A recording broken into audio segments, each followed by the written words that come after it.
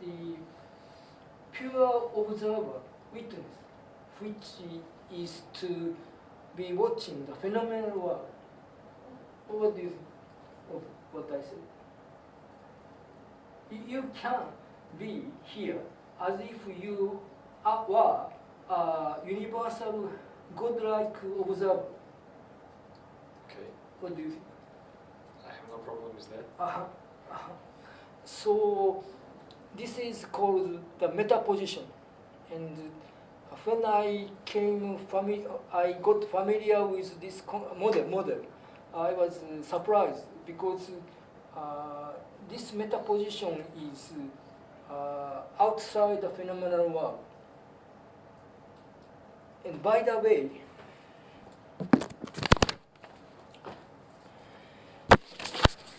could you put this aside here? And could you get out of the space? Yeah. Before you should shift your body. And then step over the bit. This is a meta position, which can watch that position. Huh? What do you think? There. I don't feel much difference between two of them. Maybe because you have not done any exercise, but I'm giving you a kind of left brain oriented explanation before the whole exercise. Okay. Okay? And amazingly, could you put another post-it? And then step over the... Should I shake? yes. And step over the paper. Now, maybe you can orient yourself towards there. Then you can watch your meta position, which is watching the meta position. This is what I was taught by co-founders of NLP. So this is a kind of disidentification. Huh? You are now in trance already. Kind of, yes.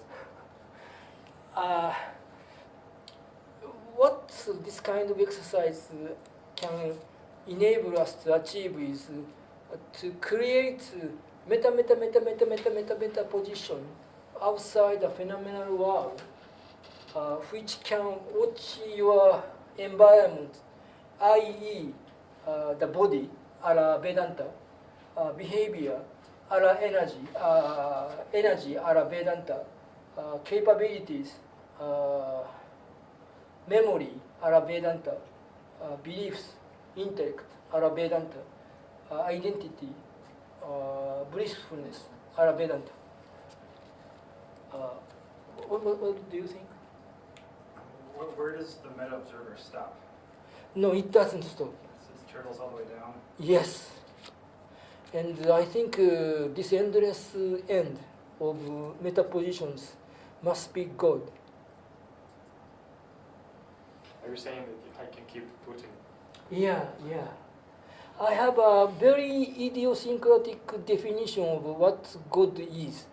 First, God must be ultimate meta position. Second, God must be ultimate flexibility. The third, God must be ultimate disidentification. What's that word? Disidentification. Why? Because according to Vedanta, Shankaracharya, what is the ultimate, or what is the real, doesn't change. No, disidentification. Disidentification. Lose Lose your identity. No identity. Have a distance with what you believed, what you are. Usually, people tend to believe that their body is themselves. It is not the case. There is always pure consciousness which is watching the very beginning of the whole universe and the death of the whole universe, according to Indians. I'm not sure whether they are true. They are authentic. Their statements are authentic or not. But at least this kind of model has helped me to sustain, as I can repeat, sustain the so-called enlightenment state for 24 hours a day. Okay. I guess any identity, it's you make a form, and any form then makes some limitations. So any identity means form means limitations. Yeah. And if you want to go beyond that, that's where you need to kind of separate with forms and limits that the forms have.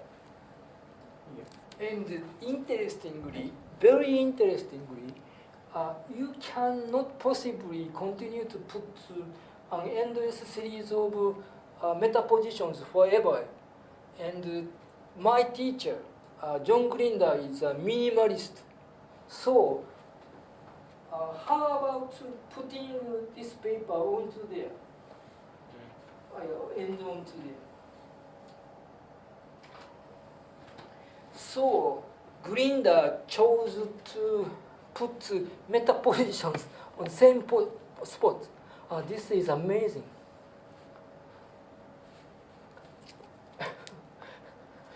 I mean, I'm showing you, explaining you now left-oriented explanations, but those kinds of NLP techniques have enabled me to experientially understand the mechanisms of what I have been trying to explain in a logical way.